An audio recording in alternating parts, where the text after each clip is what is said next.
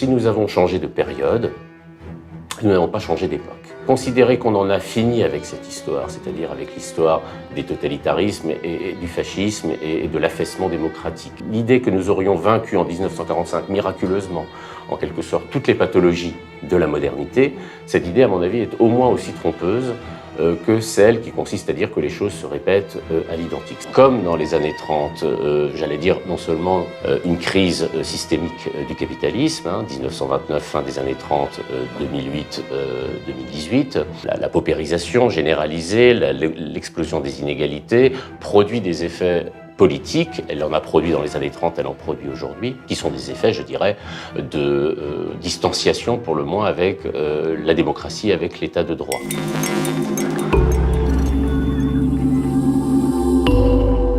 Bonjour Michael Fossel. Bonjour. Merci infiniment d'avoir accepté mon invitation dans le cadre de cette série d'entretiens que nous lançons avec Blast autour du monde des idées. Vous êtes philosophe, enseignant à Polytechnique. Avec vous, je pourrais parler aujourd'hui intimité, consolation, nuit, fête, qui sont des objets très fragiles auxquels vous vous intéressez et auxquels vous donnez une dimension souvent très politique. Mais l'époque n'est pas vraiment à la fête, vous en conviendrez. Du coup, ensemble, on va mettre le cap sur une année charnière, une année particulière, l'année 1938. En tout cas, c'est votre lecture. À l'occasion de la réédition de votre livre Récidive 1938 aux éditions PUF, un livre dans lequel vous proposez, par voie de presse, une traversée de l'année 1938 à partir des préoccupations politiques qui sont les vôtres en 2018. Vous faites un aller-retour incessant entre le passé et le présent, qui vous permet de mettre en lumière des échos édifiants, comme on le verra au cours de cet entretien, entre ces deux périodes. Vous nous direz d'ailleurs ce que les 3 dernières années, marquées par des faits inédits, inouïs, du mouvement des Gilets jaunes jusqu'à la crise sanitaire, ajoutent à votre analyse. Mais avant d'y parvenir, j'aimerais qu'on fasse un petit détour critique rapide, guidé par l'actualité médiatique et politique. Je veux parler des récentes mobilisations contre le pass sanitaire voulu par Emmanuel Macron. Indépendamment des motivations qui ont amené les gens à manifester contre le pass sanitaire, on a pu voir au cours des manifestations fleurir des slogans convoquant ce fameux retour aux années 30, parfois de manière outrancière. C'est assez récurrent, ce n'est pas nouveau. Ça séduit cet argument du retour des années 30, les politiques eux-mêmes, Emmanuel Macron, au début de son quinquennat. Ce qui fait dire à beaucoup que c'est une convocation ou une comparaison peut-être un peu trop fréquente pour être sinon valide, du moins honnête. Michael Fossel, je voulais avoir votre avis là-dessus. Oui, il est clair que la comparaison avec les années 30, elle se retrouve au fond sur tous les points de vue de l'échiquier, ou surtout le prisme de l'échiquier politique et idéologique. On l'a trouvé, vous l'avez rappelé, dans la bouche d'Emmanuel Macron, qui effectivement expliquait que l'Europe était confrontée à une remontée de ce qu'on appelle aujourd'hui populisme, et qu'il a comparé avec le fascisme des années 30, et que contre cette radicalisation d'un certain nombre de mouvements politiques ou d'États, comme la Hongrie, eh bien, il incarnait, lui, la démocratie et le libéralisme. Et on l'a retrouvé d'une manière, je dirais, effectivement bien plus odieuse, cette fois-ci, dans un certain nombre de manifestations qui ont, en particulier chez des manifestants, qui ont arboré, cette fois-ci c'est les années 40, l'étoile jaune en comparaison avec l'obligation du pass sanitaire. Alors, ce qu'on peut interroger, au-delà de la condamnation qu'on peut faire de ces usages, mésusages, et parfois de cette fabrication, disons, d'une position victimaire qui ne peut pas être celle d'aujourd'hui, ce qu'on peut remarquer, c'est que nous sommes dans une période dans laquelle nous cherchons des mots, et par conséquent aussi des comparaisons avec ce qui, politiquement, avec ce qui nous arrive. Lorsqu'on ne sait pas nommer ce qui arrive, la tendance est naturelle à aller chercher dans le passé des signes ou des occurrences de ce qui, non seulement d'ailleurs est en train de nous arriver, mais peut-être aussi nous arrivera. Parce que la recherche ou la réflexion sur le passé, c'est aussi une manière d'éclairer l'avenir. Et de ce point de vue-là, je crois que la référence, d'une certaine manière, aux années 30 est inévitable, encore faut-il la manier avec précision. Pourquoi est-elle inévitable? Eh bien parce que nous sommes, comme dans les années 30, j'allais dire, non seulement on était, quand j'ai publié ce livre, 10 ans après une crise systémique du capitalisme, 1929, fin des années 30, 2008, 2018, donc avec des effets politiques et sociaux, mais surtout d'abord politiques, c'est-à-dire qu'au fond, la paupérisation généralisée, l'explosion des inégalités produit des effets politique, elle en a produit dans les années 30, elle en produit aujourd'hui, qui sont des effets, je dirais, de distanciation pour le moins avec la démocratie, avec l'état de droit. Et puis, eh bien, il se trouve, moi je ne l'avais pas prévu évidemment en écrivant ce livre il y a 3 ans, qu'en plus nous avons aujourd'hui affaire à une crise pandémique sanitaire, qui a elle-même des effets, qui a des effets sociaux, qui en aura en tous les cas, et dont il faut craindre qu'ils ne viennent en quelque sorte se coaguler avec l'augmentation des inégalités sociales et que cela crée vis-à-vis, disons, des affects démocratiques une certaine distance. Alors on va effectivement en parler, mais j'insistais sur cette inflation rhétorique, c'est parce que c'est précisément, il me semble, ce qui vous a conduit, vous, à enquêter sur le passé et à faire un retour, pas un retour, enfin à vous intéresser en tout cas à ces années-là, et qui vous a fait d'emblée préférer le terme de récidive à celui de retour. Est-ce que vous pouvez nous expliquer ce qui s'est passé ? Le terme de retour, quand il est employé en histoire ou en référence à des événements ou à une période historique passée, il a évidemment un caractère, je dirais, d'emblée délégitimant. Je veux dire par là que quand on dit que des événements peuvent faire retour dans l'histoire, d'une certaine manière, on peut avoir un avantage rhétorique, c'est qu'on peut inquiéter les populations, mais qu'en même temps, on se heurte, et à bon titre, au jugement simplement non seulement des historiens, mais de ceux qui savent que l'histoire ne repasse pas les plats. Et donc les années 30, évidemment, c'est les années de montée du fascisme. Je ne sais pas s'il faut appeler fascisme au sens strict ce qui advient aujourd'hui en Europe.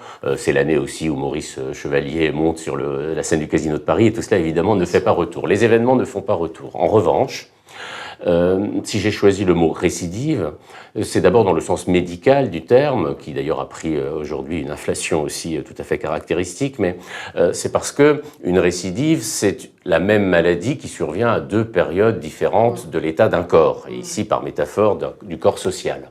Donc l'hypothèse de ce livre, c'est que c'est la même maladie de la démocratie, on va y revenir sans doute pour des aspects factuels, mais évidemment à des périodes historiques, donc au moment où le corps social est fondamentalement différent. Il y a évidemment des différences qui sont absolument centrales, ne serait-ce d'ailleurs que parce que l'époque de 38, je l'ai, vous l'avez dit, explorée à travers sa presse écrite, qui à ce moment-là était absolument dominante, et qu'aujourd'hui nous sommes à l'ère des réseaux sociaux. Ce qui évidemment engage des différences dans la production et surtout la réception de l'information. Simplement, l'hypothèse de ce livre, c'est que si nous avons changé de période, nous n'avons pas changé d'époque. Et qu'au fond, l'argument consistant à dire d'emblée, bon, l'histoire ne repasse pas les plats, les choses ne se reproduisent pas évidemment à l'identique, je l'ai dit, c'est exact, mais considérer qu'on en a fini avec cette histoire, c'est-à-dire avec l'histoire des totalitarismes et du fascisme et de l'affaissement démocratique. Même l'idée qu'on en aurait fini avec la guerre sous tous ses modèles, hein, y compris la guerre civile, dont je remarque que dans la rhétorique d'aujourd'hui, elle réapparaît une certaine rhétorique d'extrême droite, l'idée que nous serions à la veille d'une guerre civile. L'idée que nous aurions vaincu en 1945 miraculeusement, en quelque sorte, toutes les pathologies de la modernité, cette idée, à mon avis, est au moins aussi trompeuse que celle qui consiste à dire que les choses se répètent à l'identique. Ça n'est pas la même histoire, mais c'est la même époque, et au fond, la radicalisation à l'extrême droite d'un certain nombre de comportements ou d'individus, elle reproduit ce que finalement une histoire avec laquelle nous devons faire depuis la Révolution française, c'est-à-dire depuis qu'il y a des grands mouvements sociaux et politiques de réaction disons, aux Lumières ou à ce que la Révolution française a ouvert ou a promis en termes d'égalité et de liberté. Et la question philosophique que vous posez, c'est de dire, l'intérêt, ce n'est pas de se dire est-ce que c'est un retour des années 30, mais quelles sont les conditions qui ont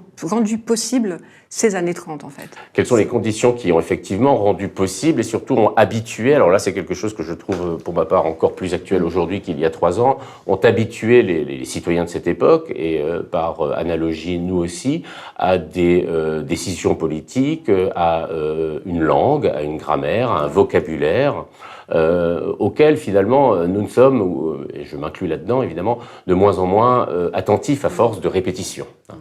Par exemple, le fait de vivre en permanence dans l'état d'urgence ou sous les formes d'état d'exception, que ce soit lié au terrorisme ou maintenant à la crise sanitaire, évidemment cela nous installe dans une espèce de temporalité de l'urgence qui finalement nous ôte aussi le point de la réflexion. Et j'ai trouvé que d'abord l'état d'urgence était quasiment permanent à la fin des années 30 en France. Oui, ça on l'apprend, bien sûr. Et parce que ce livre ne parle que de la France. Parce qu'évidemment, là aussi c'est un autre aspect, quand on parle des années 30, quand on convoque les années 30 dans le discours politique, On pense d'abord à l'Allemagne, ou à l'Italie, c'est-à-dire, et d'ailleurs à l'Espagne aussi, c'est-à-dire à des pays où la question démocratique était déjà réglée, et réglée, je dirais, négativement. Et donc, il y a cette idée, ce qui est aussi une manière d'ailleurs de dévaloriser un peu le discours, consistant à dire que l'on atteint très vite le point Godwin, hein, c'est-à-dire qu'on veut réduire le présent à la montée des fascismes. Bon. Or, moi, mon livre s'intéresse d'abord à ce qui s'est passé en France, c'est-à-dire un pays qui en 1938 est encore une république, du moins formellement, est encore une démocratie, qui n'est pas menacée directement par, je veux dire, à l'intérieur, par la montée en puissance d'un parti politique qui serait un parti politique fascisant, mais qui sort du Front populaire avec une grande brutalité et où il y a ce qu'on pourrait appeler une droitisation radicale de la politique gouvernementale et, ce qui est plus grave encore, une dédémocratisation, un abandon démocratique potentiellement dans la France qui fait que j'ai eu le sentiment que en 1938, les mentalités étaient prêtes et surtout la langue était prête pour ce qui adviendra en 1940, c'est-à-dire un régime pour le coup authentiquement autoritaire. Juste, ce qui m'intéresse, c'est quand vous dites que vous rencontrez donc cette année 1938 à partir d'articles de presse, hein, d'archives. Et ce que vous rencontrez, ce ne sont pas des événements, mais c'est une grammaire, comme vous venez de le dire, c'est une langue, ce sont des mots qui exaltent l'autorité, qui exaltent un libéralisme pur, qui exaltent une forme de fatigue, enfin qui traduisent en tout cas une fatigue démocratique, qui exalte aussi la xénophobie. Donc est-ce que vous pouvez nous en dire plus? Alors, il y a évidemment le registre des événements, et je vais venir dans un instant, et puis il y a le registre de leurs relations par les médias de l'époque. Et il me semble que si on veut réfléchir à l'histoire et à ce qui nous arrive aussi, il ne faut pas seulement en rester, si je puis dire, le nez sur les événements, surtout lorsque, du fait de la multiplication des informations, des chaînes d'information continue ou par les réseaux sociaux, ces événements s'accélèrent au point que, enfin, qui ne sont pas toujours des événements d'ailleurs, mais ces faits qu'on nous relate s'accélèrent de telle sorte qu'au fond, on a beaucoup de mal à y repérer une logique. Il faut s'intéresser aussi à la manière dont ils sont présentés, mis en scène, argumentés. Alors aujourd'hui, cela passe aussi bien par l'image que par la langue, mais je dirais par des formations professionnelles. Moi, je suis plus intéressé à la langue et au discours. Et de ce point de vue-là, effectivement, j'ai rencontré 1938 par sa presse écrite, qui est maintenant accessible par Internet de manière en quelques clics. Et donc j'ai été sensible, bon, d'abord à ce que j'apprenais de ce qui s'est passé cette année, qui n'est pas toujours présent dans les manuels d'histoire, à ce qui se passait en France, mais effectivement, avant toute chose, je dirais, à une grammaire, c'est-à-dire à des manières de raisonner, à des formes de vocabulaire, à des types de raisonnement, que je résumerais au fond de la manière suivante. C'est ce que j'appellerais la rhétorique du « mais ». Une série de formules, ou une structure de formules qu'on retrouve dans la presse de 38, qui est très majoritairement une presse soit conservatrice, soit même franchement d'extrême droite, c'est la France a beaucoup fait pour les réfugiés, puisqu'il y a une crise d'émigration cette année-là, mais au fond, elle ne peut plus se permettre, disons, d'accueillir. Ou alors, la France a beaucoup fait, ça renvoie au Front populaire pour les ouvriers, mais il est temps, c'est la formule d'Édouard Daladier, qui est président du Conseil à ce moment-là, il faut remettre la France au travail. Alors, cette formule du « mais », je la retrouve aussi bien en 38 qu'on la retrouve aujourd'hui. C'est-à-dire, c'est la formule de « avec humanité, mais avec fermeté ». Avec discernement, mais avec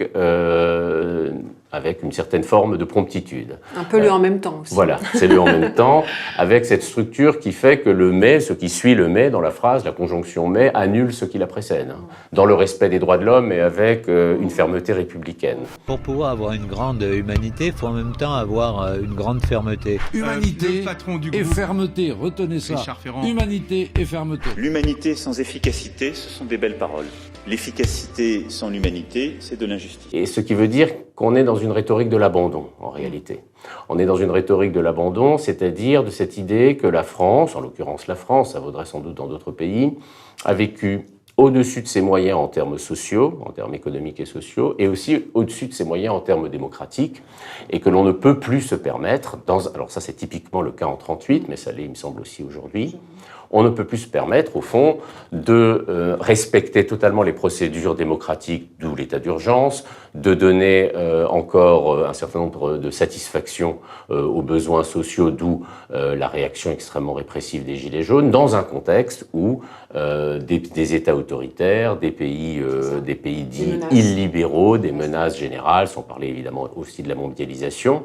Autrement dit, cette logique qui veut que pour défendre la démocratie, il faille rogner sur les principes de la démocratie. Premier paradoxe que vous soulevez et qui est particulièrement intéressant, vous dites « J'ai découvert non pas une démocratie faible, mais un régime faiblement démocratique » en 1938. En 1938 et aujourd'hui. Alors 1938, pour le dire d'un mot, c'est effectivement une période où on sort du Front populaire. Léon Blum échoue à former un nouveau gouvernement. Il échoue parce qu'il est lâché par le parti central à l'époque, hein, qui est de droite et de gauche, qui s'appelle le Parti radical. Et ce parti décide de, ce qu'il a fait d'ailleurs souvent dans son histoire, de transformer son alliance plutôt à gauche, de sortir du Front populaire avec une alliance avec la droite. Autrement dit, c'est sans élection que la France passe à droite, mais simplement par une transformation, je dirais, des alliances parlementaires. Et à ce moment-là, effectivement, la politique qui est menée par Daladier, qui était ministre du Front populaire, mais enfin qui a changé d'orientation à ce moment-là, cette politique va être sur toute une série de points en opposition, je dirais, frontale avec celle qui était menée par le Front populaire. Par exemple, l'une des grandes mesures phares du Front populaire, c'était la semaine de 40 heures de travail. Et eh bien, Daladier va, alors pas exactement abroger les 40 heures, mais enfin leur imposer de telles possibilités d'exception que de fait les 40 heures vont disparaître. De la même manière, tout ce qui relève des congés payés est un peu mis en suspens. Au fond, il y a une liquidation du Front populaire, des acquis sociaux fraîchement acquis. Ça, c'est une différence avec nous, puisque ça fait longtemps que nous n'avons pas eu un gouvernement, je dirais, qui mette une politique sociale progressiste au cœur de ses préoccupations. Enfin, néanmoins, cette idée que, au fond, et c'est ça qui m'a le plus marqué, qu'on connaît la phrase, enfin, elle est relativement connue, de Pétain, quand il prendra le pouvoir en 40, disant que, finalement, la France... Les Français ont cédé pendant plusieurs années, ils visent le Front populaire, à un esprit de jouissance et qu'il fallait désormais un esprit de sacrifice. Bon. Un esprit de sacrifice, je dirais que je pensais dater de 40, du pétainisme, cette espèce de culpabilisation des Français qui auraient été coupables de la défaite militaire. En réalité, dans le discours officiel de 1938, mené par des gens, porté par des gens qui ne sont pas du tout d'extrême droite et qui pensent sans doute bien faire, comme Daladier, il y a déjà cette idée qu'au fond, il est temps maintenant, précisément parce qu'on est dans une montée des tensions avec l'Allemagne nazie, non pas d'approfondir la démocratie, non pas finalement de mener une politique qui donnerait, je dirais, des raisons sans doute aux Français de se battre le jour où cette démocratie sera mise en danger par une invasion étrangère, mais déjà un esprit d'abandon, cette idée que finalement on avait été trop heureux plus tôt, et heureux, c'est les jours heureux du Front populaire, trop généreux, trop accueillant aux étrangers. Les Juifs, les étrangers. Les étrangers, alors à ce moment-là, effectivement, les réfugiés, ce sont essentiellement les Juifs, un peu les Espagnols républicains qui quittent l'Espagne, qui est en voie de devenir franquiste, bon. Mais essentiellement les Juifs, dont il faut noter, parce que évidemment, quand on dit 38, en général, quand cela évoque quelque chose dans la mémoire historique, ça évoque essentiellement les accords de Munich, qui est d'ailleurs justement, ça renvoie à votre question, un moment qu'on présente souvent en disant c'est la preuve d'une certaine faiblesse des démocraties, puisque les accords de Munich, c'est le moment où Chamberlain pour l'Angleterre et Daladier pour la France, au fond, plie le genou devant Hitler et ses revendications sur une partie de la Tchécoslovaquie. Et alors que nous avions un accord avec, la France avait un accord militaire avec la Tchécoslovaquie, abandonne la Tchécoslovaquie, la région des Sudètes, une partie importante de la Tchécoslovaquie, qu'Hitler va annexer. Et quelques mois plus tard, il annexera la totalité de la Tchécoslovaquie, sans créer d'ailleurs de grandes réactions. Bon. Alors on dit faiblesse de la démocratie, on dit voilà, au fond, c'est bien la preuve que l'esprit munichois dont on a parlé parfois encore récemment, j'ai même entendu un ministre dire que la France qui n'était pas d'accord avec le pass sanitaire, c'était la France des défaitistes. Bon. L'esprit munichois, on le présente généralement comme étant la preuve que les démocraties, lorsqu'elles sont confrontées à un ennemi autoritaire, voire ici pour ce qui est de l'Allemagne nazie totalitaire, sont impuissantes parce que dans une démocratie, il y a un parlement palabre, on perd du temps, au fond, on continue à s'engueuler, pardonnez-moi l'expression, ou à mener des conflits parlementaires, alors qu'au moins, en face, je dirais, il y a un seul chef, un ordre, une autorité, il n'y a plus de parti politique, il n'y a plus de syndicats, il n'y a plus de grève, bon.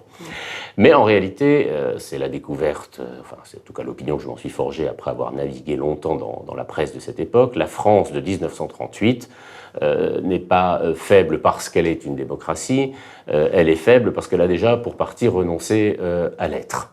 Et il faut d'ailleurs noter que même... Un fonctionnement démocratique. Un fonctionnement démocratique. Pour prendre d'ailleurs un exemple qui ressemble assez aux institutions de la 5e, mais à l'époque on est dans la 3e, c'est-à-dire un régime parlementaire, donc je m'attendais à ce que le Parlement soit au centre. Mais la totalité des mesures qui sont prises à cette année-là, antisociales ou contre les réfugiés, par le gouvernement, le sont par décret-loi, ce qu'on appellerait ordonnance aujourd'hui, c'est-à-dire, en fait, sur l'initiative de l'exécutif et sans consultation du Parlement. Et c'est le cas des accords de Munich. C'est-à-dire que les accords de Munich sont signés par Daladier et que c'est seulement ensuite qu'on va informer le Parlement et finalement le faire voter, mais sans que c'est... Sans débat. Sans débat. Enfin, il y a un débat, mais disons que les seuls qui voteront contre, d'ailleurs, ce sont les communistes, il faut le noter, mais aussi certains députés de droite assez courageux. Les socialistes s'abstiendront. Mais en tous les cas, ce sera un vote consultatif. Les accords ont déjà été signés.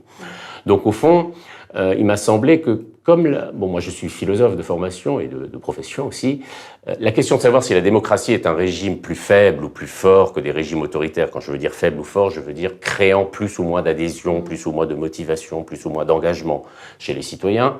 Cette question m'intéresse et je la traite, quand je la traite d'habitude, par des moyens théoriques. Mais généralement, c'est-à-dire par une réflexion de ce que c'est qu'un régime démocratique, de la manière dont il favorise ou non la confiance, et des questions un peu générales du style est-ce que le conflit est l'organisation du conflit démocratique est une bonne forme d'organisation de la société. Mais évidemment, quand on traite ça simplement sur le plan philosophique, on trouve toujours l'obstacle ou la réponse ou au fond de ne pas être réaliste. Le réalisme nous est souvent présenté par ceux qui veulent, je dirais, prendre des libertés avec la démocratie comme l'ultime argument, c'est-à-dire, au fond, on ne vit pas dans le ciel des idées, dans le monde réel. Dans le sentimentalisme aussi, vous avez un très beau passage sur la défaite des sentiments, avec cette scène de Bernanos, qui est important dans votre livre, une figure...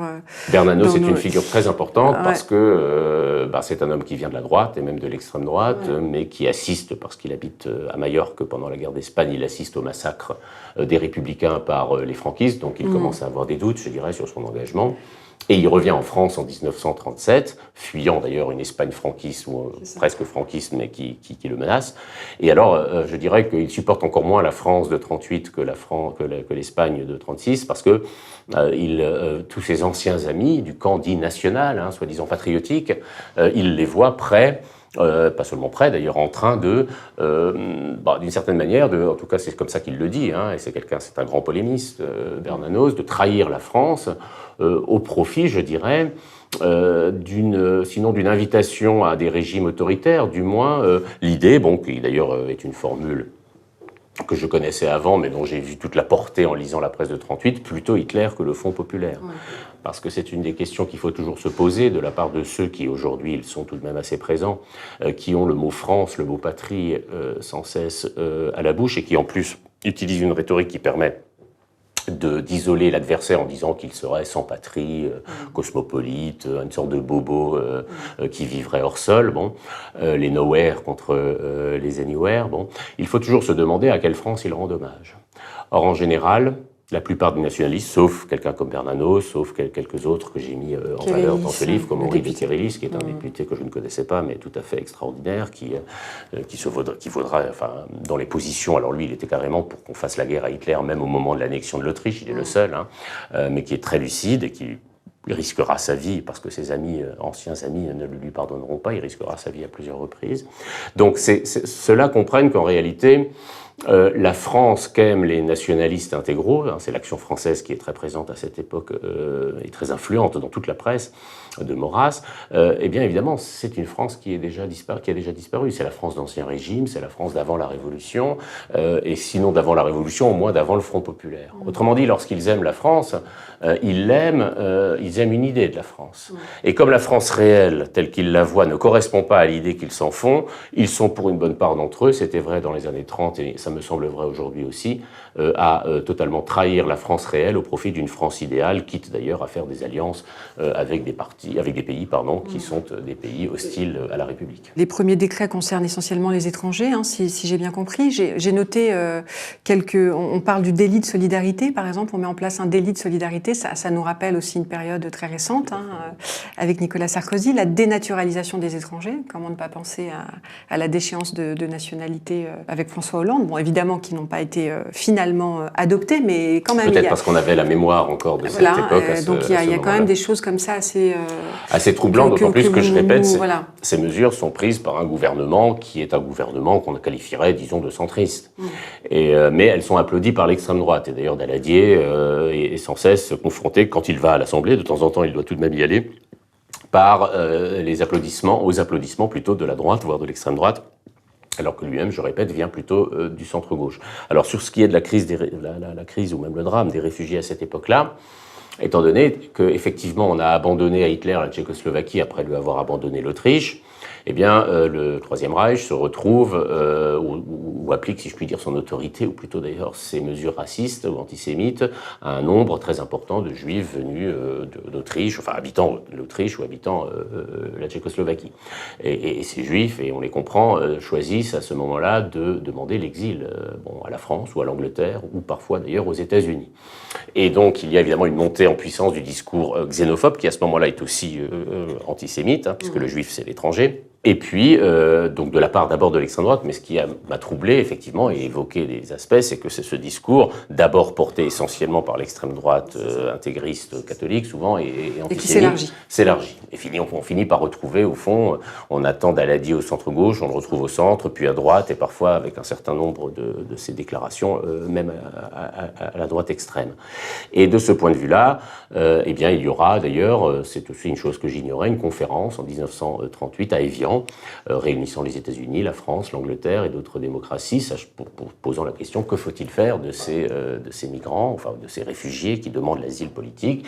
Qui étaient sur un bateau en général, mais il y a cette histoire du bateau Saint-Louis aussi. Alors ça sera la conséquence, parce que comme la conférence arrivera à la conclusion qu'on n'acceptera plus aucun réfugié parce que nous sommes généreux, mais nous sommes humanitaires, mais nous avons beaucoup déjà donné.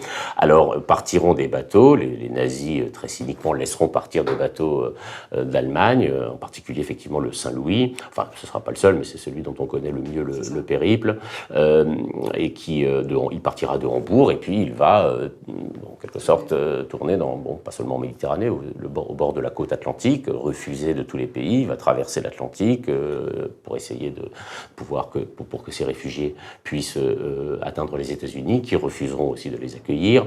Ils iront à Cuba, il y aura un refus finalement aussi. Enfin, finalement pour eux d'ailleurs, disons-le, les choses, si je puis dire, s'arrangeront. Ils finiront quand même par être accueillis aux États-Unis simplement en 1940, si j'ai bonne mémoire.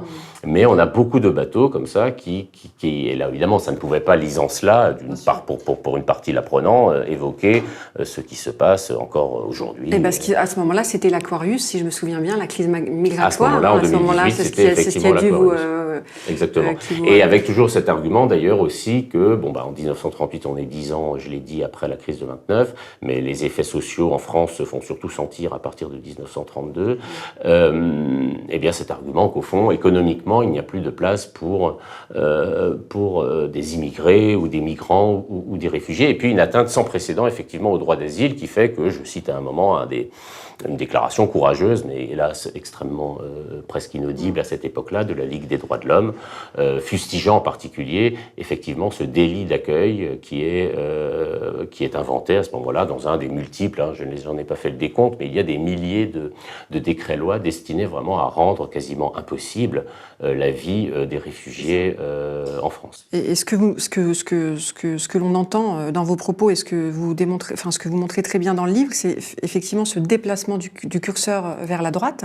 Comment on passe d'une forme de promesse démocratique quand même assez forte avec le Front populaire, vous en avez parlé, c'est quand même des acquis sociaux assez majeurs. Donc comment on passe en très peu de temps, d'ailleurs en 1 an pratiquement, d'une manière accélérée, de cette promesse-là à quelque chose qui devient absolument son contraire, qui réécrit l'histoire autour d'angoisse identitaire.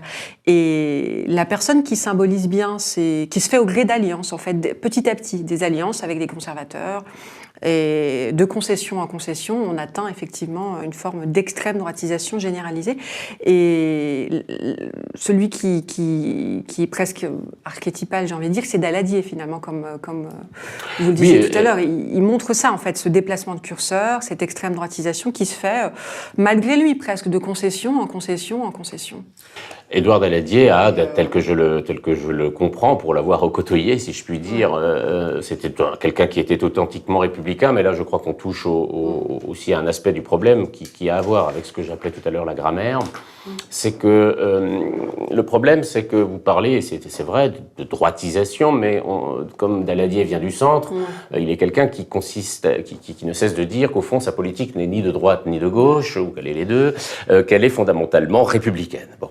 Et qu'au fond, il y a un affaiblissement, sinon d'ailleurs dans la langue, un effondrement de l'idée d'un clivage droite-gauche. Les clivages sont de plus en plus la France et l'anti-France, la République contre les ennemis de la République. Bon. Et de ce point de vue-là, le problème de cette droitisation, et c'est un fait que je constate aussi, c'est qu'elle ne peut même plus se dire. Parce que, étant donné qu'on considère que ce clivage n'existe pas, on ne sait plus nommer, au fond, même l'adversaire. Moi, je suis frappé, là, je vais revenir à Daladier, mais aujourd'hui, bon, quand on demande même à des gens, soit de la droite des Républicains, soit même parfois de LREM, au fond, bon, pourquoi ne pas voter pour Marine Le Pen? Bon, alors les réponses, c'est parce qu'elle est trop molle, ou qu'elle n'est pas assez sérieuse économiquement, mais enfin, ça n'est jamais parce qu'elle est... Le face-à-face d'Darmanin, Marine Le Pen... Voilà. Madame Le Pen ne nomme pas l'ennemi. Et je trouve qu'en effet, vous êtes plus molle que nous pouvons l'être. Parce que comme on ne peut plus dire extrême droite, ou que si on dit les extrêmes, on dit plus extrême droite, et puis surtout, il faut requérir, d'ailleurs moi-même, je suis obligé parfois de le faire, quand j'entends certains discours, soi-disant, ou apparemment sociaux, du Front National, il faut requérir toute une mémoire, et si j'ai écrit ce livre, c'est peut-être aussi pour raviver cette mémoire, pour savoir d'où viennent ce type de discours, de posture politique. Alors bon, après, le problème, c'est que ça me permettait aussi de régler, si vous voulez, une question qui est souvent posée, enfin de la préciser en tous les cas, pour moi, pour ma part, j'espère pour ceux que j'aurais convaincus, c'est qu'on a tendance, par rejet des politiques qui sont menées gouvernementales, en l'occurrence, on a tendance parfois à les confondre avec, purement et simplement, avec ce à quoi elles disent s'opposer, c'est-à-dire à considérer que nous sommes déjà dans un régime autoritaire fort ou que nous sommes déjà dans quasiment une dictature, le mot revient aussi très souvent. Or, c'est à mon avis, les choses, elles ne sont pas cela, mais elles ne sont pas non plus une étanchéité totale entre les discours. D'ailleurs, c'est jamais comme ça que ça se passe en politique, il y a forcément des effets de reprise, des formes d'habitude de comportement, et Daladier est quelqu'un qui, il faut le rappeler, il sera accusé par Vichy, il sera mis en procès à Riom avec Léon Blum. Donc au fond, toutes les mesures qu'il aura prises ne lui seront même pas, prêtées à bénéfice par l'extrême droite. Mais néanmoins, il a cru. D'abord, certainement que sa personne, parce qu'il y a une personnalisation extrême du pouvoir à ce moment-là, il est vraiment le chef de la France. Oui, il a les pleins pouvoirs. Il a les pleins pouvoirs en permanence, et il a un pouvoir qui est non seulement comparable, mais à mon avis supérieur à celui d'un président de la République française aujourd'hui, parce qu'il n'y a pas les contraintes européennes, par exemple. Bon. Donc il a cru qu'il pouvait être quelque part le sauveur de la France, et puis qu'il a cru surtout que la démocratie est par principe inefficace. enfin en tout cas la démocratie parlementaire dont il est pourtant l'un des représentants, mais la discussion, la confrontation d'idées et même le vote parlementaire sont des obstacles dans des moments où il faut prendre des mesures dans l'urgence. Dans l'urgence. Ce qu'il n'a pas vu et qui par contre devrait nous questionner, c'est qu'un certain nombre des mesures qu'il prendra, par exemple vous en avez cité une, la facilité à dénationaliser ou à refuser à dénaturaliser les étrangers, un certain nombre, ces mesures-là seront utilisées encore par Vichy. C'est-à-dire qu'il faudra attendre, je crois, 41 pour qu'il y ait vraiment en termes de dénaturalisation, des mesures prises spécifiquement par le gouvernement de Vichy, celle qu'avait léguée Daladier, qui ne l'a pas fait en pensant qu'elle pourrait être utilisée comme ça, mais c'est une faute politique, parce que précisément il aurait pu se poser la question. Ces mesures-là seront largement utilisées. D'ailleurs, les défenseurs du maréchal Pétain, lors de son procès en 1945, ne manqueront pas de rappeler que, au fond, Vichy a gouverné pendant un certain nombre de mois, sinon d'années, avec des décrets-lois pris sous la République par Daladier. Et ça, c'est aussi une question, je dirais, que n'importe quel républicain authentique qui a des fonctions gouvernementales devrait se poser aujourd'hui, qui pose même la question des institutions, étant donné l'état actuel des forces en présence en France et la possibilité qu'un mouvement, je dirais, fort peu démocratique accède au pouvoir. Qu'est-ce qu'on lui laisse comme marge de manœuvre, comme arsenal juridique, avec l'état d'urgence, toute une série de mesures sécuritaires. Je rappelle quand même qu'il y en a eu 22, il y a eu 22 lois sur la sécurité, qui sont des lois sécuritaires, prises en moins de 15 ans. Et puis même, alors là, si on va... Bon, moi je suis aussi, pour le coup, assez favorable à un système parlementaire qui n'est pas à l'œuvre en France en 1938, contrairement à ce qu'on pourrait penser, mais même ce que la Ve République rend possible en termes, je dirais, de pouvoir exceptionnel du président, devrait tout de même inquiéter un peu. Et puis, disons, puisqu'une campagne s'annonce, elle ne paraît pas forcément être de très bonne aloi telle qu'on peut la pressentir, mais enfin, espérons que la question institutionnelle, c'est-à-dire au fond la question de la démocratie et de la vie en commun, sera présente un peu dans cette campagne. Oui, on va en reparler, mais j'aimerais qu'on s'arrête un peu sur cette impasse du ni droite ni gauche qu'on retrouve en 1938, qu'on pourrait évoquer également aujourd'hui. Vous dites la défaite du Front populaire, c'est la défaite du clivage de droite et de gauche. Très précisément. Et d'ailleurs, vous citez un éditorial du Temps, qui est le journal du patronat. C'est la première fois, je pense, que ça apparaît dans un titre. Le lendemain de cette fameuse grève du 2 novembre 38, il me semble. 30 novembre, pardon. Qui est le dernier râle d'une gauche un peu réunie, qui essaye de s'opposer à cette dérive. Et finalement, la grève échoue. Elle est réprimée, je crois. Elle est réprimée très durement. Très durement par la police. Elle échoue parce qu'il y a une lassitude et une fatigue de la France. C'est une période qui, évidemment, a motivé énormément d'énergie. Et puis, il y a tout de même, effectivement, le spectre de la possibilité d'une guerre, qui effectivement n'est pas du tout à exclure, mais elle échoue parce que effectivement elle est très durement réprimée. Et ce qui est très marquant, c'est qu'une fois que parce que c'est une grève de réaction, si je puis dire, à l'abolition des 40 heures, entre autres, et à partir de ce moment-là, au fond, l'échec de cette grève va totalement ôter du débat, enfin soustraire au débat public la question économique et sociale.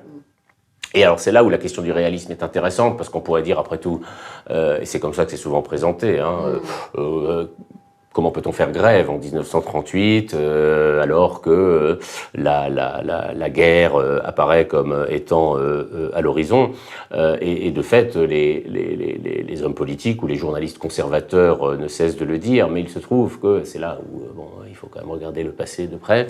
Il se trouve que ceux qui sont les plus virulents dans cette critique de la classe ouvrière, de son indolence, de son irresponsabilité, sont les derniers à vouloir faire la guerre avec l'Allemagne ou avec l'Italie. Ils sont ceux qui sont les plus favorables à Munich et si possible même à des abandons qui iraient plus loin. Donc ce n'est pas en réalité parce que, il faut rappeler aussi que c'est, contrairement à ce qu'on dit souvent, c'est le Front populaire qui a réarmé la France. C'est le budget militaire, d'ailleurs c'est une des raisons de son échec économique. La loi de finances de 1936 accorde 14 milliards de plus, ce qui est considérable à l'époque, 14 milliards de plus à la défense. Donc le réarmement a été voulu et d'abord et réalisé un peu tardivement, certes, mais enfin ce n'est pas c'est pas la gauche qui gouvernait avant, par le Front populaire. Donc au fond, il y a toujours cette instrumentalisation de la politique extérieure à des fins intérieures. Et il est clair que, bon, ça c'est des choses qu'on connaît intuitivement, parce qu'on a tous peut-être, enfin on a beaucoup d'entre nous ont à l'esprit des témoignages ou des choses qu'on a lues sur la stupéfaction d'une partie de la bourgeoisie française quand ils ont vu débarquer sur les plages françaises des cohortes d'ouvriers profitant enfin des congés payés. Il est clair qu'il y a eu là, avec les congés payés en particulier, et la politique du Front populaire, sans compter évidemment l'antisémitisme structurel d'une partie des élites à ce moment-là, avec Léon Blum comme Premier ministre qui était juif, il y a eu un traumatisme qui a fait que beaucoup ont pensé que tout valait mieux que cela. Et de ce point de vue-là, il y a une victoire, et vous parliez de Bernanos, il revient en France à un moment, il revient en France en 1938, et il voit un de ses amis, anciens amis nationalistes de droite, et à ce moment-là, dans la rue, il y a une petite manifestation de vieillards plus ou moins misérables, puisque c'est la question de la retraite des vieux, la question de la réforme des retraites, si je puis dire. Et cet ami, et Bernanos raconte dans son magnifique livre Les grands cimetières sous la lune, qu'il est stupéfait de voir que son ami, qui est quelqu'un de la haute, on dirait aujourd'hui, les traite, lève le poing, ce qui n'arrive sûrement pas souvent, mais lève le poing, mais pour les traiter de salauds, alors il y a cette image de salaud de pauvre, et avec cette idée, qu'est-ce que c'est, on manifeste alors que Hitler est au port du pouvoir, mais par ailleurs, cet ami est comme tous les gens, ou la plupart des gens d'extrême droite, tout à fait favorable à ce qu'on s'entende avec Hitler. Et donc, c'est particulièrement intéressant parce que là, on arrive effectivement à une question qui nous concerne directement, cette question du clivage droite-gauche ou cette abolition du clivage droite-gauche. Je revenais donc, je n'avais pas donné le titre de cet éditorial qui m'intéressait du Temps le lendemain de la grève. Il n'y a plus ni droite, ni gauche, ni opposition de classe. C'est assez. Il n'y a que des Français. Voilà, c'est assez édifiant et ça montre la tournure en fait des événements. Et alors, 3 ans après, on peut parler d'un mouvement, donc le mouvement des Gilets jaunes qui a été réprimé dans la violence policière que l'on connaît. Il y a eu quelques lois très controversées, parfois même pointées comme liberticides de la part d'instances internationales. Je pense évidemment à la loi sécurité globale, à la loi séparatisme. Il y a eu des manifestations controversées, la police, auxquelles se sont ajoutés quelques politiques. Et il y a évidemment la pandémie du Covid-19 et cette gestion de crise qui se fait dans l'opacité d'un conseil de défense. Voilà, on en est là. Et donc ça donne un peu la mesure et ça met vraiment en relief ce que vous nous expliquez dans ce livre. Emmanuel Macron est selon vous en train d'affaiblir la démocratie. Tous les cas, pas le seul, mais il est dans la continuité. Il hérite, ça pour le coup, à son corps défendant, à son corps défendant, encore qu'il l'admette, et n'entrevoit pas de changer les choses, d'institutions qui ont véritablement rendu le pouvoir exécutif, présidentiel en particulier, omnipotent, puisque c'est les institutions de la 5e, doublées par le quinquennat qui a, je dirais, définitivement transformé le Parlement en chambre d'enregistrement, et même quand il prend un peu de temps pour délibérer de questions aussi fondamentales que celle du pass sanitaire, il est immédiatement accusé d'irresponsabilité. Donc, n'importe quel président de la République, dans les conditions actuelles du pouvoir, s'il, et c'est le cas d'Emmanuel Macron, n'entend rien modifier, et au contraire profiter de ces pouvoirs qui lui sont donnés, irait dans le sens, je dirais, au moins d'une verticalité plus grande. Alors la pandémie a fait que, et c'est là qu'il faut être attentif, c'est évidemment pas un événement qui a le moindre espace de comparaison, le moindre moyen de comparaison avec 1938 ou les années 30, mais en revanche, le problème n'est pas tant celui des événements que par définition nous ne pouvons pas prévoir et qui ont quelque chose d'inédit, sinon ce ne sont pas des événements, c'est plutôt le cadre interprétatif dominant dans lequel ils adviennent. Et effectivement, vous l'avez rappelé, il n'a pas fallu longtemps en France pour que cette pandémie, ce qui n'a pas été le cas dans tous les pays européens, par exemple pas le cas en Allemagne qui est un système parlementaire, pour que cette pandémie incite et finalement fasse que le gouvernement et le président mettent en place un état d'urgence qui est maintenant devenu sanitaire cette fois-ci et plus lié au terrorisme, c'est-à-dire évidemment un accroissement considérable du pouvoir administratif et de l'exécutif.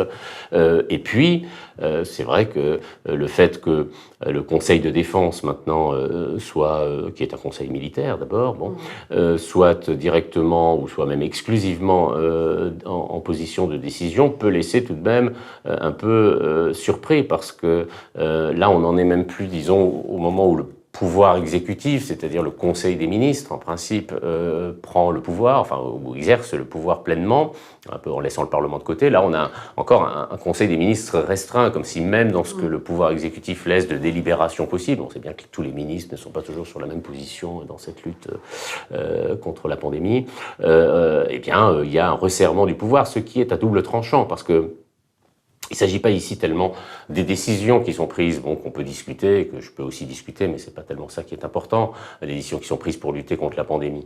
Le problème, c'est évidemment le mode de procédure et le type, je dirais, de confiance qui est faite, sinon aux Français en général, du moins à leurs représentants à l'Assemblée nationale. On le voit avec le pass sanitaire en ce moment. Aux parlementaires, voilà, ou avec le pass sanitaire aussi.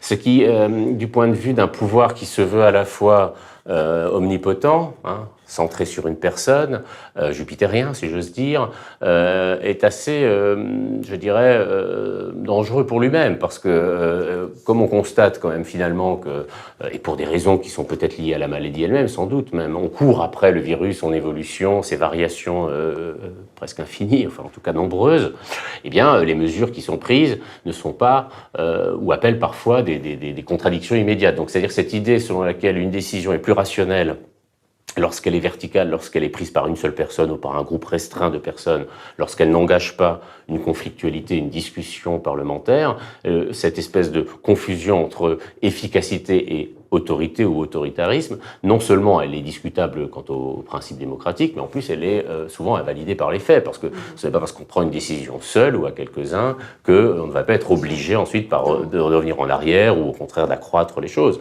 Pour le dire clairement, aujourd'hui on nous explique qu'il faut le pass sanitaire obligatoire. Je m'empresse de dire que je suis vacciné parce qu'il faut faire très attention maintenant. De toute façon, le secret médical ayant totalement disparu en France, je me permets de le dire, ça n'intéresse pas vos auditeurs, mais ça permettra de voir que je ne suis pas anti-vax, ce qui est très important. C'est une rupture historique quand même de le fait de se dire... Oui, c'est une rupture historique. Et voilà, nous sommes amenés, nous vivons à l'ère des QR codes, et ça ne va pas s'arranger. Mais cela étant, bon, on nous explique, et très bien, pourquoi pas. Donc c'est comme ça, en tout cas, que moi j'ai pris cette décision-là.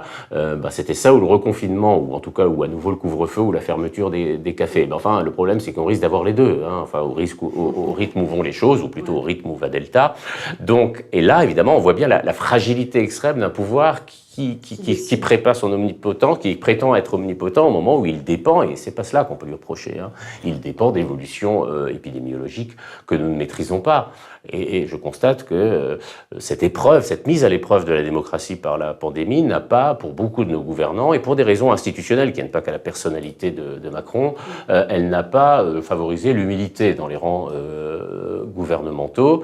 Ce qui fait que la confiance simplement s'affaiblit. Il n'y a pas dans les manifestations anti-vax que des personnes odieuses qui portent des étoiles jaunes. Ça, celles-là, si je puis dire historiquement, elles se disqualifient elles-mêmes. Il y a aussi des gens qui trouvent étrange que ça crée un précédent de devoir au fond faire état de son état sérologique, si je puis dire, enfin son état de santé, pour aller prendre un café.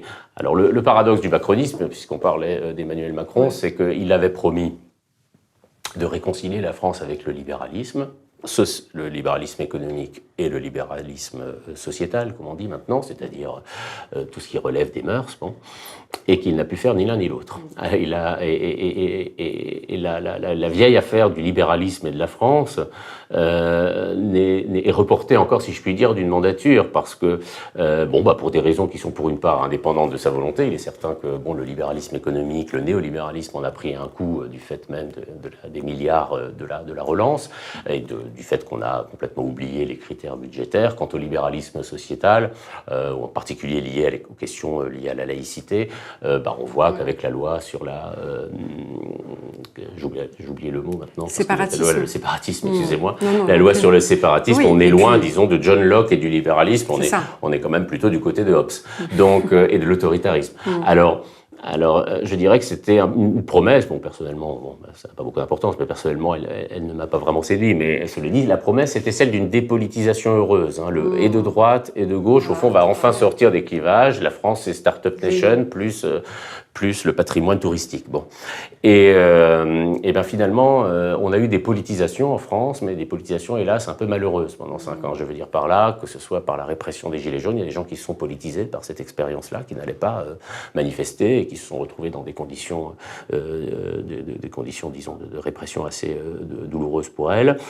Et puis toutes ces questions, parce que évidemment, à partir du moment où on nous a expliqué, où on nous a enjoint de rester chez nous, ou ne pas pouvoir sortir pendant des mois, sauf avec des argumentaires de la préfecture, si je puis dire, ou des autorisations de sortie, le pouvoir s'est invité dans la vie. On ne peut pas dire que la politique a disparu de nos vies, elle la rythme quotidiennement. On peut parler de biopouvoir, là, pour le coup. C'est peut-être du biopouvoir, mais c'est aussi du pouvoir exécutif qui rentre dans nos existences intimes, mais sur le mode de l'interdit. Donc c'est ça que j'appelle dépolitisation malheureuse, politisation malheureuse, c'est-à-dire au fond, on voit bien que nos vies sont dépendantes de la politique, que la politique n'est pas une affaire qui concerne simplement les élus, mais on le voit, ou beaucoup de gens, hélas, le voient sur le mode beaucoup plus du ressentiment.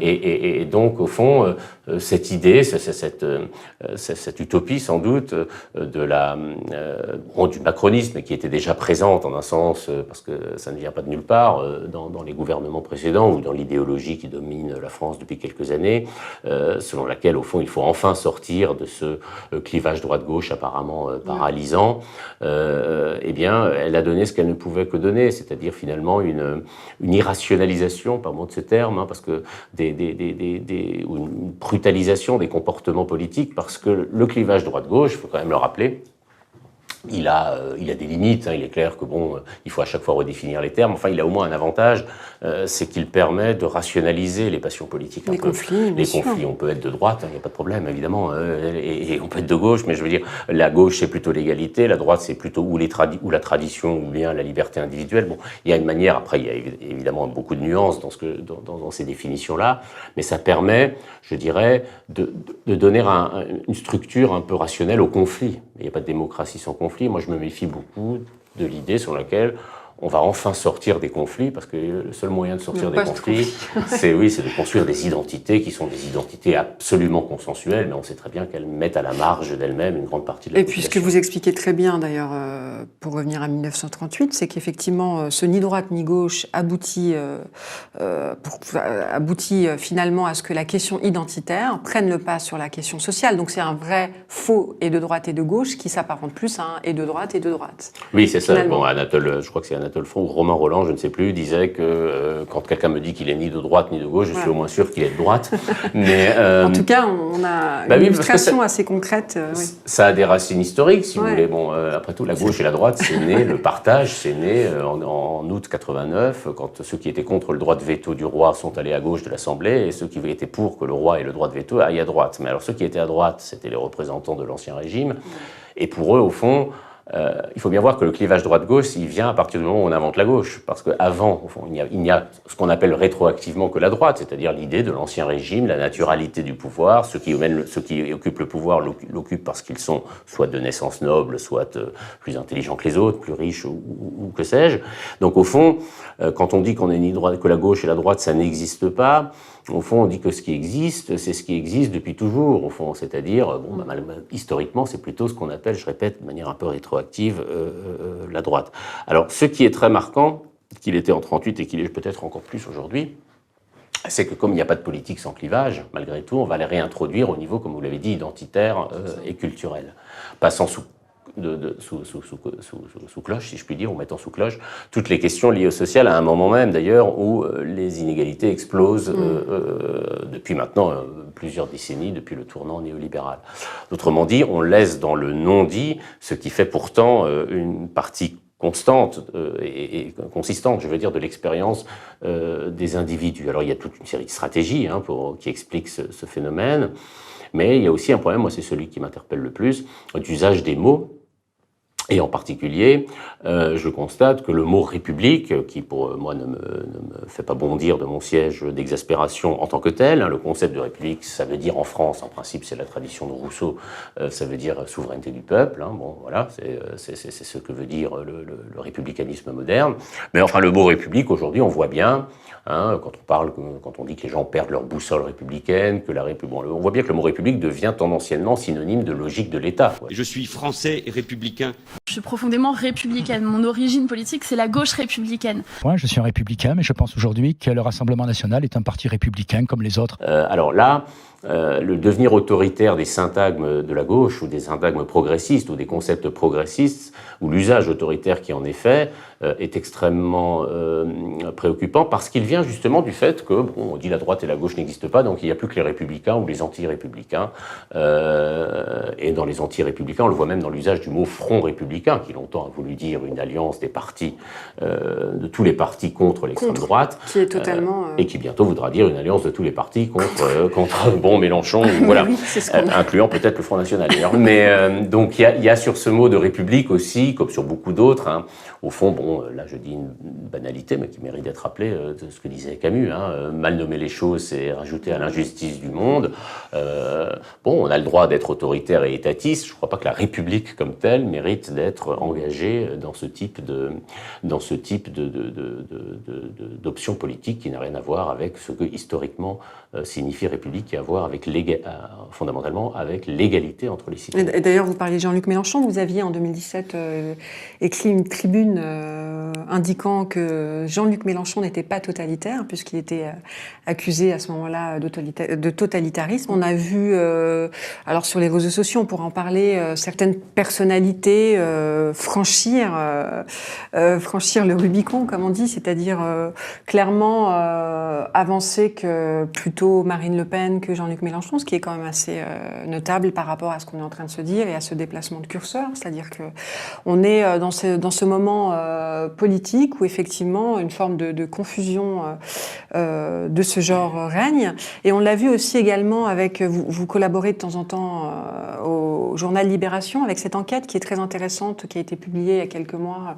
Vous parliez du sentiment que Emmanuel Macron avait un petit peu trahi, en tout cas les gens qui avaient voté pour lui en 2017 et qui, pour la première fois, prenaient la parole, en tout cas dans le cadre du journal, en disant que plus jamais, ils ne voteront contre, en fait, par dépit. Donc, ils ne voteront pas Emmanuel Macron en 2022. Donc voilà, on est dans cette situation un peu politique très brouillée, très minée par des invectives, droitisée. Enfin, comment vous l'analysez et comment vous voyez ça à la veille de cette élection qui s'annonce Bon, il faut faire la part des choses entre ce qu'on appelle d'ailleurs la droitisation et comment dirais-je la manière dont le débat, si on peut appeler ça encore un débat, est finalement impacté par les modalités du débat ou les instruments du débat. Hein. Bon, il est certain que si la campagne doit se jouer sur Twitter, elle aura un caractère, je dirais, violent. Enfin, je ne sais pas si le mot est violent. Elle aura surtout un caractère de pauvreté intellectuelle lié au simple fait qu'il s'agit de faire le buzz par son affirmation. Donc, effectivement, on peut partir dans ce cadre-là et une partie de la campagne se jouera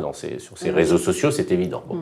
Alors maintenant, droitisation, bon, j'emploie le terme, moi, enfin, bon, par en référence même à 38, effectivement, au sens où au moins il permet de nommer l'idéologie qui est présentée, sinon de manière dominante, en tous les cas, par maintenant même des chaînes d'information, continues, tout à fait assumées comme telles. Bon.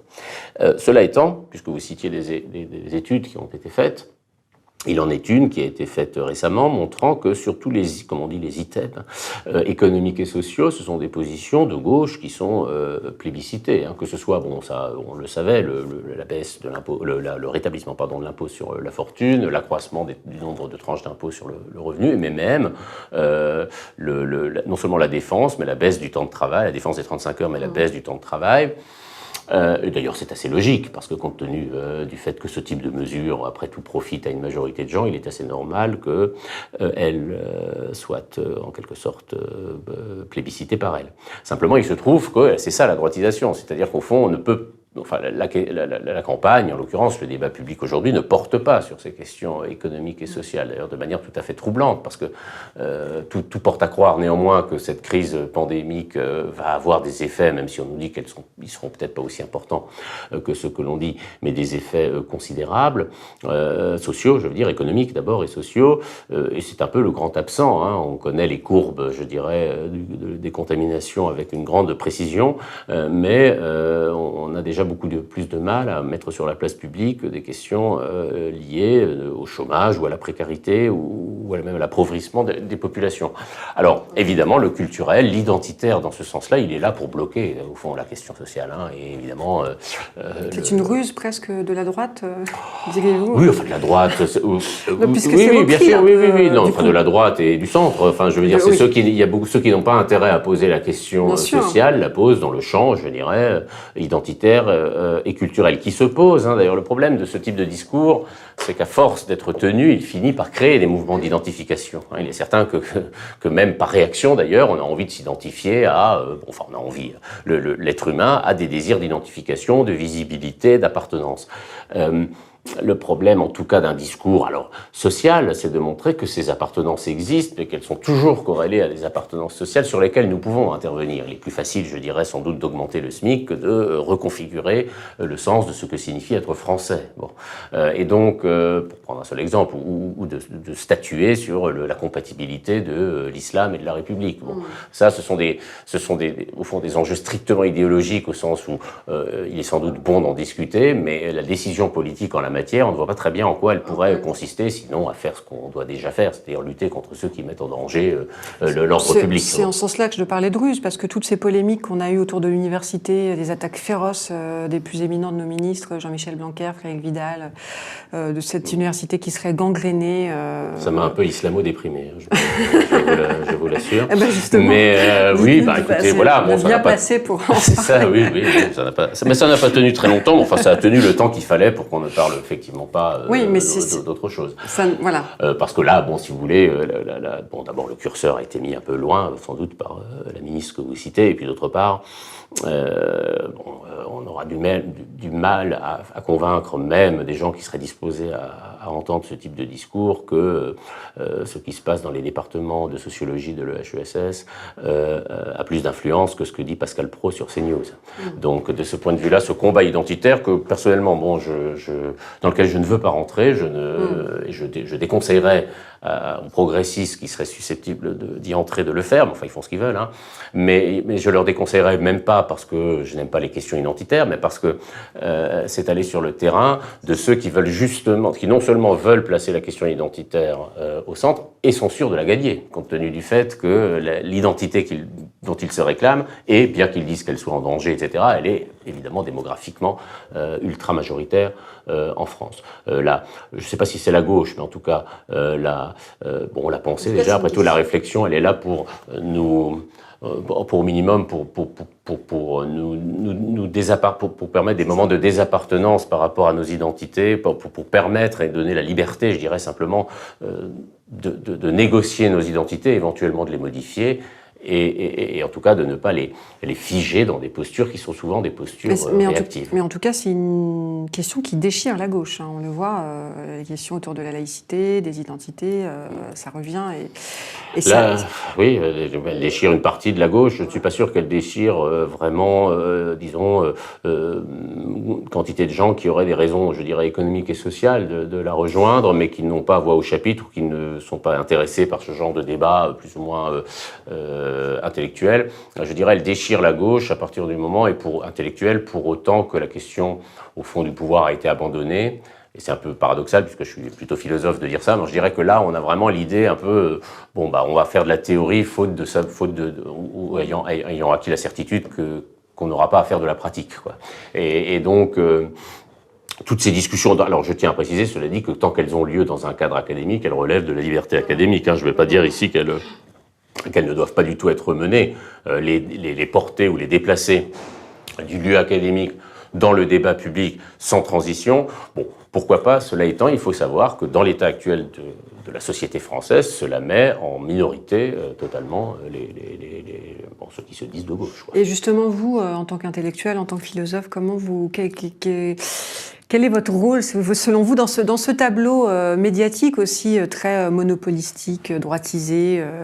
Vous essayez de maintenir un équilibre entre éviter la surmédiatisation, mais en même temps ne pas être totalement en retrait dans une tour d'ivoire où vous ne feriez que nous écrire des livres. Alors comment vous voyez votre rôle précisément dans ce contexte et encore une fois avec tous ces enjeux qui sont quand même très importants?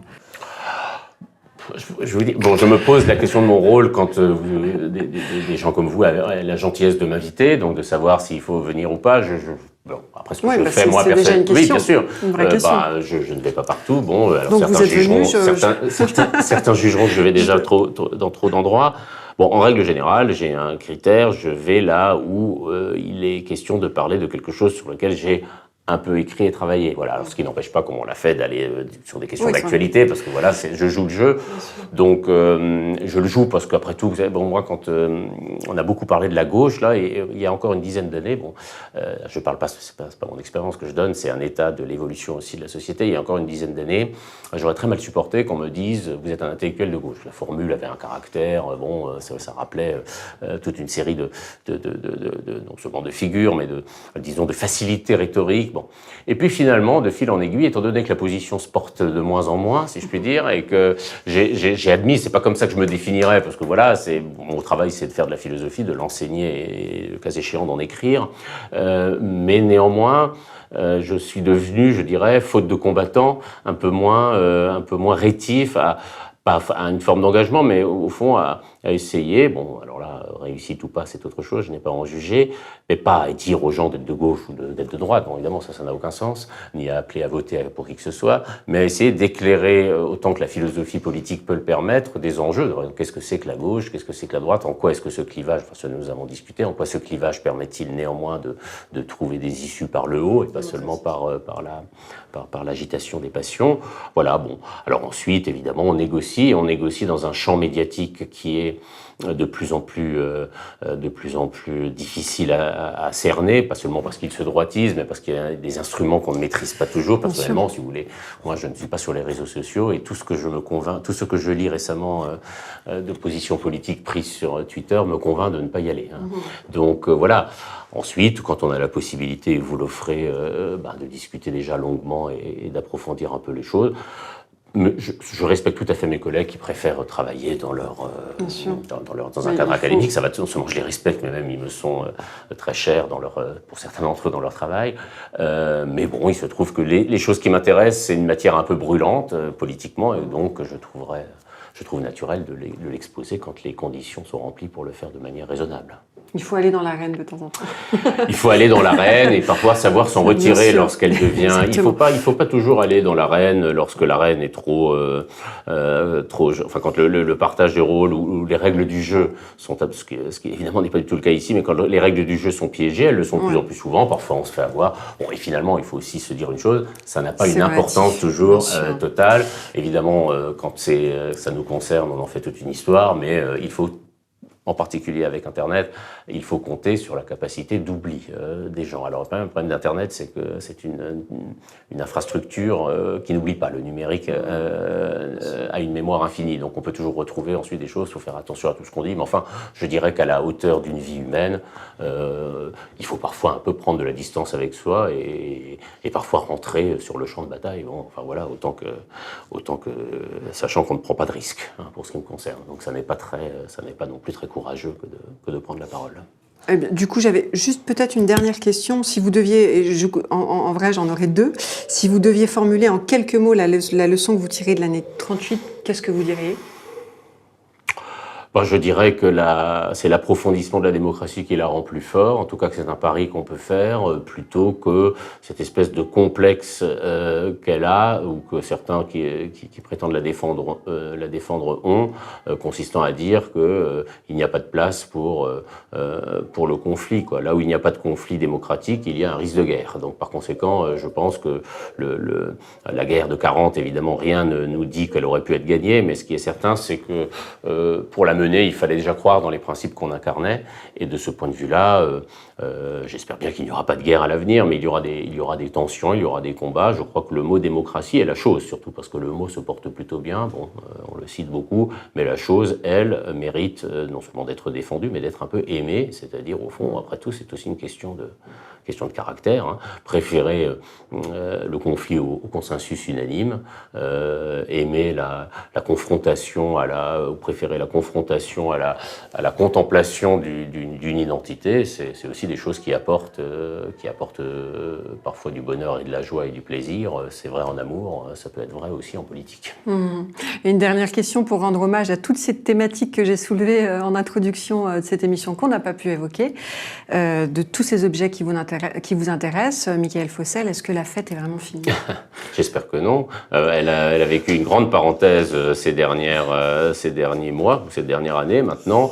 La fête, c'est aussi quelque chose de démocratique. C'est plutôt la nuit qui m'intéresse que la fête, mais bon, dans la nuit, il y a aussi la fête. C'est un peu démocratique, en ce sens que, ou c'est une expérience de type démocratique, en ce sens qu'une fête réussie, c'est avant tout une fête où on ne dévisage pas les autres en fonction, où on ne les juge pas, on ne se compare pas seulement en fonction de l'âge, la beauté, ou surtout d'ailleurs l'identité sociale ou le niveau social. C'est un moment de laisser aller, de laisser prise, de plaisir en ce sens, qui fait que l'égalité est vécue dans une expérience heureuse. Et ce n'est pas toujours le cas, de moins en moins dans des sociétés néolibérales où la volonté, non seulement de la concurrence, mais la volonté de se distinguer socialement, économiquement l'emporte. Bon, même les traders ont besoin de temps en temps de faire la fête. Je ne suis pas sûr que leur fête soit celle qui me convienne, mais peu importe. C'est-à-dire d'oublier un petit peu qu'ils sont des hommes économiques et des agents économiques pour se retrouver comme des êtres humains, je dirais, à parts égales. Merci infiniment, Michael Fossel. Merci pour cet entretien et ces décryptages particulièrement constructifs et instructifs. Merci infiniment. Merci beaucoup. Si vous avez aimé cet entretien, n'hésitez pas à le partager sur les réseaux sociaux. Blast est un média indépendant. Vous pouvez nous soutenir en vous abonnant sur notre site blast-info.fr. Et moi, je vous dis à bientôt sur Blast.